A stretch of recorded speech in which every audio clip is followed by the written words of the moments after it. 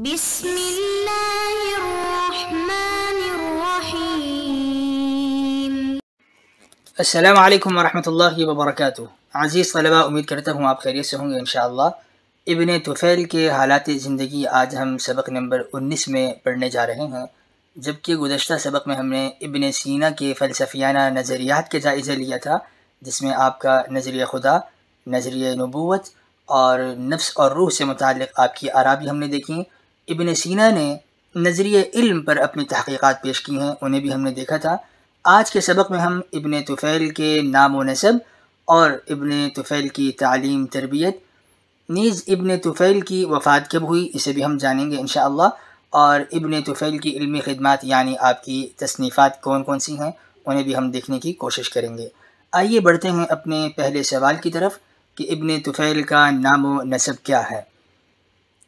فلسفہ اور علم الکلام میں حافظ طاہر اسلام صاحب لکھتے ہیں کہ آپ کا نام محمد تھا، جبکہ آپ کی کنیت ابو بکر ہے، اور والد محترم کا نام عبد الملک یا عبد المالک ہے۔ دونوں اقوال ہمیں ملتے ہیں، اور پورا شجر نسب آپ کا محمد بن عبد الملک بن محمد بن طفیل، تو جد امجد طفیل بتائے جا رہے ہیں۔ قیس خاندان سے آپ کا تعلق تھا۔ آپ اندلس کے مشہور فلسفی ہیں، اس لیے آپ کو اندلسی بھی کہا جاتا ہے۔ آپ کی ایک کنیت ابو بکر ہے اور دوسری کنیت ابو جعفر الاندلسی القرطبی الاشبیلی بتائی جاتی ہے، جبکہ مسیحی متکلمین آپ کو ابا باسیر کے نام سے جانتے ہیں۔ 494 ہجری میں وادی آش میں، جو غرناطہ سے 40 میل شمال مشرق میں واقع ہے، اس وادی آش میں 494 ہجری میں آپ کی پیدائش ہوتی ہے۔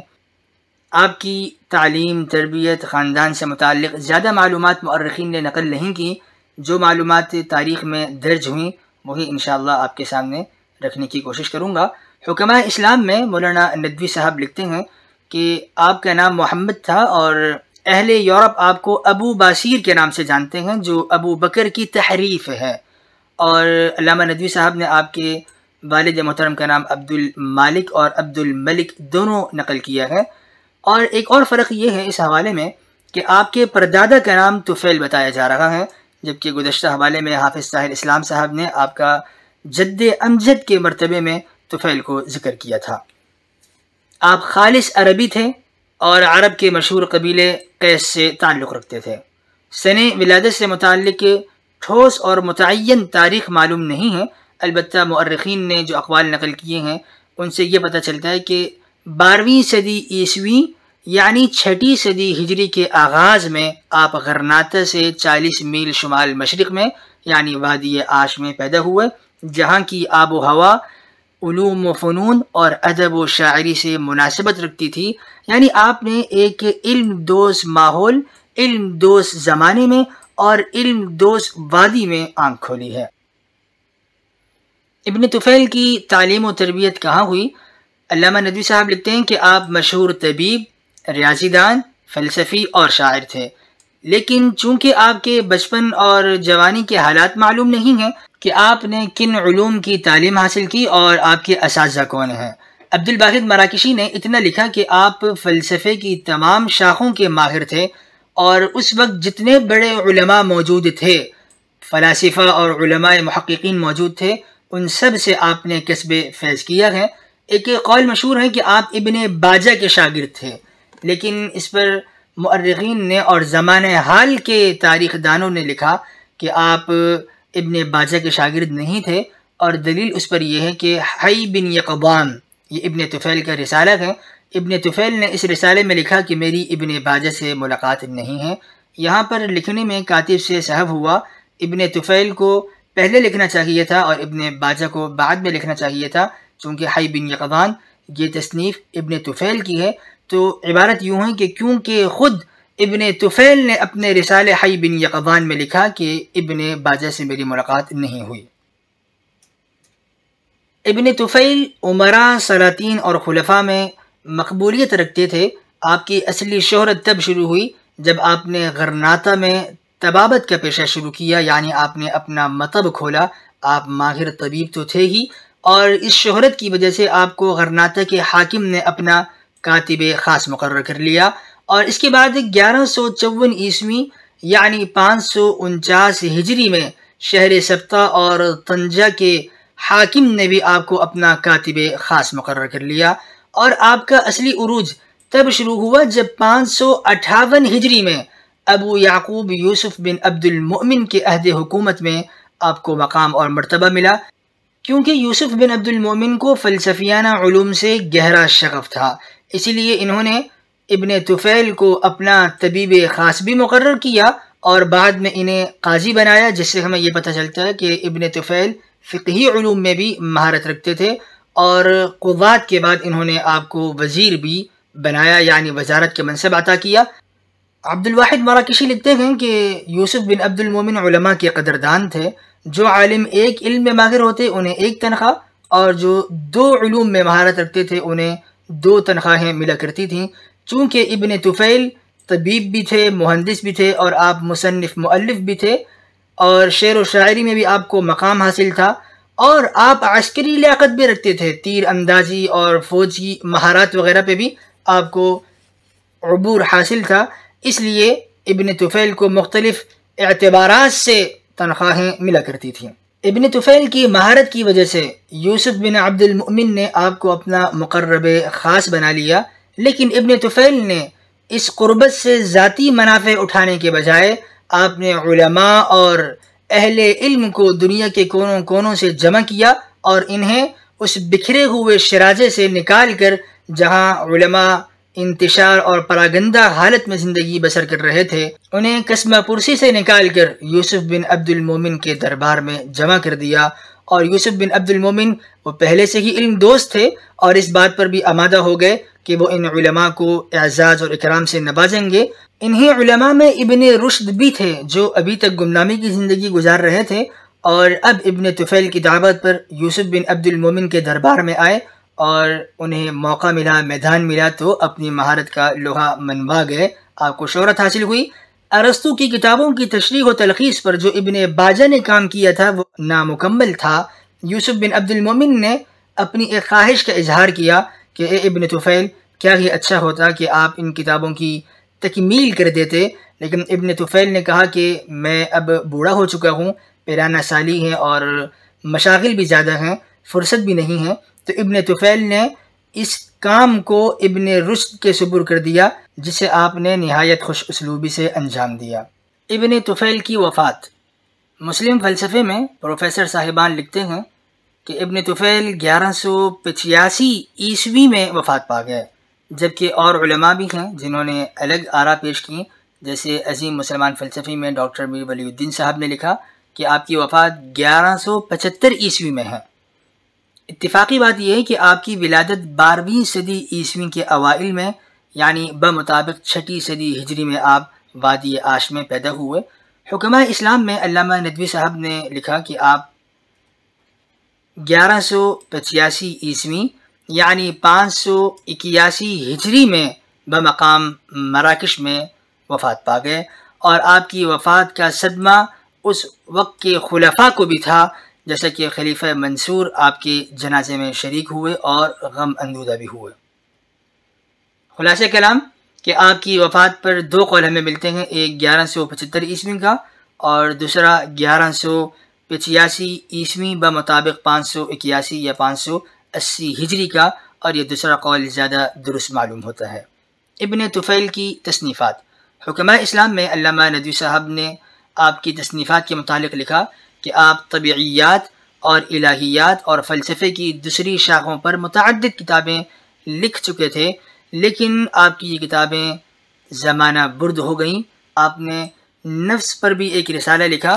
عبد الواحد مراکشی نے خود اس کے ہاتھ کا لکھا ہوا دیکھا تھا، یعنی آپ نے ہاتھ کا مخطوطہ دیکھا تھا جو ابن طفیل نے لکھا تھا۔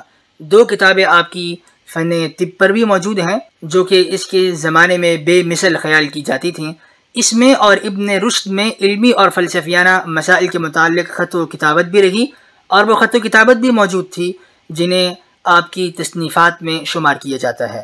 آپ کی تمام تر تصنیفات میں صرف ایک رسالہ باقی رہ گیا جس کا نام ہے حی بن یقظان، جبکہ ایک اور کتاب اسرار الحکمت المشرقیہ بھی آپ کی تصنیف بتائی جاتی ہیں، لیکن در حقیقت یہ کوئی نئی کتاب نہیں ہے۔ حی بن یقظان کا ہی دوسرا نام اسرار الحکمت المشرقیہ ہے۔ حی بن یقظان اتنی مشہور ہوئی کہ مختلف زبانوں میں اس کے تراجم ہوئے اور اردو زبان میں بھی اس کا ترجمہ ہوا، جسے ڈاکٹر یوسف صاحب نے اردو میں نقل کیا۔ اب سوال یہ ہے کہ حی بن یقظان کے لکھنے کا سبب کیا ہے، آپ نے یہ کتاب کیوں تصنیف کی اور اس کی وجہ کیا بنی؟ اس کے متعلق مؤرخین علماء میں مختلف آراء پائی جاتی ہیں۔ قدیم زمانے میں افلاطون اور حکمائے افلاطونیت جدیدہ نے اپنے اور اپنے مخالفین کے بہت سے فلسفیانہ خیالات اور نظریات کو قصے کی پیرائی میں بیان کیا، یعنی ایک افسانہ بنا کر وہ بات کو عام فہم انداز سے منتقل کرنا چاہتے تھے۔ اس افسانہ نگاری میں مسلم فلاسفہ بھی کسی سے کم نہیں ہیں۔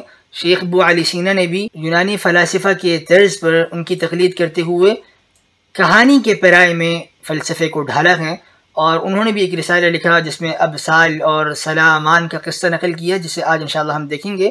اور بعد میں ابن طفیل نے بھی اسی طرز کی تقلید کرتے ہوئے قصے کے پیرائی میں ایک خاص فلسفیانہ نظریہ پیش کیا ہے۔ لیکن سوال یہ ہے کہ یہ نظریہ کیا ہے جس کے پیش نظر ابن طفیل نے حی بن یقظان جیسی کتاب لکھی؟ اس نظریے کو اور اس قصے سے منتج ہونے والے فوائد کو ہم اپنے آئندہ کے سبق میں دیکھیں گے۔ آئیے بڑھتے ہیں اس خلاصے اور قصے کی طرف جو حی بن یقظان میں ابن طفیل نے نقل کیا۔ کہانی یہ ہے کہ بحر ہند کے کسی غیر آباد جزیرے میں حی بن یقظان کی پیدائش ہوئی۔ حی بن یقظان ایک ایسے ماحول میں پیدا ہوا جہاں کوئی انسان نہیں رہتا تھا، وہ جزیرہ غیر آباد تھا۔ اس جزیرے میں ایک ہرنی نے آپ کی پرورش کی ہے۔ ہرنی آپ کو دودھ پلاتی اور حی بن یقظان ہرنی کے دوسرے بچوں کے ساتھ دن بھر کھیلتے رہتے، یہاں تک کہ آپ 4 پاؤں پر چلتے تھے اور آپ کے سارے بدن پر بال تھے، اور آپ 4 ٹانگوں پر چلنے کی کوشش کرتے، شکار بھی کرتے تھے اور سیر و تفریح بھی کرتے تھے، اور آپ ان جانوروں کی بولی بھی سمجھنے لگ گئے۔ لیکن جیسے دوسرے جانوروں کے پنجے ہوتے ہیں اور وہ حملہ کرتے ہیں، شکار کرتے ہیں، ان کے پنجے اور نوکیلے دانت ہوتے تھے، ایسے تو حی بن یقظان کے نہ تھے۔ تو بالآخر حی بن یقظان نے اپنی عقل سے سوچا کہ کیا کرنا چاہیے کہ ہم اپنی حفاظت کر سکیں۔ انہوں نے ایک ایسا آلہ تیار کیا جس سے وہ اپنے سے مضبوط جانوروں سے اپنا دفاع کرتے تھے اور کمزور جانوروں کا وہ شکار کرتے تھے۔ اور اب جنگلوں کے بہائم اور خونخوار جانور آپ سے خوف کھانے لگے۔ اسی اثناء میں ہرنی کا انتقال ہو گیا۔ جیسے ہی آپ پروان چڑھ رہے تھے اور طاقت پکڑ رہے تھے اور جنگل کے درندے بھی آپ سے ڈرتے تھے، لیکن جیسے ہی ہرنی کا انتقال ہوا آپ کو صدمہ اور رنج لاحق ہوا، اور آہستہ آہستہ آپ کے اعضاء اور آپ کی قوت گرتی چلی گئی، آپ کا بدن دن بدن زائل ہونے لگا۔ جیسے جیسے آپ کی صحت گرتی چلی گئی، ہرنی کی وفات پر آپ صدمے میں رہے اور آپ اب سوچ و بچار میں لگ گئے۔ آپ نے مادی چیزوں سے نکل کر عقل کی طاقت سے غیر مادی چیزوں میں غور و خوض کرنا شروع کیا۔ آپ ایک دن غار کے دہانے پر بیٹھے تھے کہ آپ کو ایک مکاشفہ ہوا، ایک مشاہدہ ہوا، اور ایک ایسی لذت حاصل ہوئی جو حقیقت کی لذت تھی، حقیقت مطلقہ تک رسائی حاصل ہوئی۔ اور یہ لذت اگرچہ چند گھڑیوں کی تھی، اور وہ بین النوم والیقظہ، یعنی آپ نہ تو مکمل سو رہے تھے نہ مکمل بیدار تھے، ایسی حالت میں آپ کو مشاہدہ ہوا تو آپ اس سرور اور لذت کو پانے کے لیے اس کی تلاش میں لگ گئے کہ یہ لذت کیسے حاصل ہوتی ہے۔ بالآخر آپ اس نتیجے تک پہنچے کہ اگر بندہ مادی چیزوں کو چھوڑ دے اور وہ مادیات سے دور چلا جائے تو اسے یہ لذت مل سکتی ہے۔ ابن طفیل لکھتے ہیں کہ حی بن یقظان نے روزے رکھنا شروع کیے اور آپ روزے کی حالت سے وہاں پر بیٹھے رہے، یہاں تک کہ ابسال اور سلامان یہ 2 بھائی تھے جو اسی غیر آباد جزیرے کے قریب ایک اور جزیرہ تھا وہاں پر حکومت کیا کرتے تھے۔ ابسال صوفی تھے اور سلامان اس جزیرے کے حاکم تھے۔ سلامان یہ شریعت کے پیروکار تھے اور ابسال یہ صوفیانہ ذوق رکھتے تھے۔ ان دونوں نے وہاں کے لوگوں کو امر بالمعروف اور نہی عن المنکر کی دعوت دی، لیکن وہ لوگ ان کی بات نہ مانے، اور یہ دونوں بھائی اس غیر آباد جزیرے میں آئے جہاں پر پہلے سے ہی حی بن یقظان موجود تھے۔ دور سے جب انہوں نے حی بن یقظان کو دیکھا تو یہ دونوں خوف زدہ ہوئے کہ یہ کون انسان ہے جو حیوانات کی طرح بال بھی اس کے پورے بدن پر ہیں اور یہ 4 ٹانگوں پر چل رہا ہے۔ اور بالآخر انہوں نے آہستہ آہستہ انہیں اپنے قریب کیا، اور حی بن یقظان جو فلسفیانہ افکار کی وجہ سے یعنی اپنی عقل کی بنیاد پر وہ معرفت حاصل کرنا چاہتے تھے اور وہ معرفت تک پہنچ بھی چکے تھے، اور ابسال اپنے ذوق اور صوفیانہ مزاج کی وجہ سے اسرار اور رموز و حکمت کو جانتے تھے، جبکہ سلمان وہ شریعت کا علم رکھتے تھے۔ ان تینوں دوستوں نے مل کر اب ایک نئی زندگی کا آغاز کرنا چاہا، اور ان دونوں دوستوں نے مل کر حی بن یقظان کو زبان بھی سکھا دی۔ بول چال سکھانے کے بعد یہ تینوں دوست دوبارہ اس آباد جزیرے کی طرف چل پڑے جہاں انہیں دعوت الی المعروف اور نہی عن المنکر کا فریضہ انجام دینا تھا، لیکن لوگوں کو راہ راست پر نہ آنا تھا، وہ نہ آئے، اور یہ تینوں حضرات ایک بار دوبارہ ہجرت کر کے غیر آباد جزیرے میں اپنی پہلی قیام گاہ پر لوٹ آئے، اور بقیہ عمر یہاں عبادت الہی میں انہوں نے گزار دی۔ خلاصہ درس، ابن طفیل اندلس کے مشہور عرب فلسفی ہیں، اور آپ کی حالات زندگی کی تفصیلات تاریخ میں نہیں ملتی۔ ہاں، امراء اور سلاطین کے ہاں آپ کو جو مقام حاصل تھا وہ تو معلوم ہے، لیکن بچپن اور عنفوان شباب آپ نے کہاں گزارا، کن اساتذہ سے آپ نے پڑھا، یہ تفصیلات باہر کی تاریخ میں درج نہیں ہیں۔ آپ فلسفے کی تمام شاخوں مثلا الہیات اور طبیعیات میں ماہر شمار کیے جاتے تھے۔ ابن طفیل نے 12ویں صدی عیسوی بمطابق 6 صدی عیسوی کا دور پایا، آپ کی ولادت ہوئی، اور 1185 عیسوی میں آپ کی وفات ہوئی۔ آپ کی کتابیں بہت ساری تھیں طب میں اور نفس پر، لیکن وہ کتابیں حوادثات زمانہ کی نظر ہوئیں۔ اس وقت سر دست صرف حی بن یقظان موجود ہے، اور اسی کے ایک دوسرا نام اسرار الحکمت المشرقیہ بھی بتایا جاتا ہے۔ آئندہ درس کے مندرجات: حی بن یقظان کی تالیف کا مقصد کیا تھا، آپ نے یہ کتاب اور یہ افسانہ کیوں لکھا، اور ابن طفیل کس فلسفی مکتب کے پیروکار تھے۔ نیز ہم یہ بھی جانیں گے کہ ابن طفیل کے اپنے فلسفیانہ نظریات کیا ہیں اور آپ کی فلسفیانہ خدمات کیا ہیں۔ والسلام علیکم ورحمۃ اللہ وبرکاتہ۔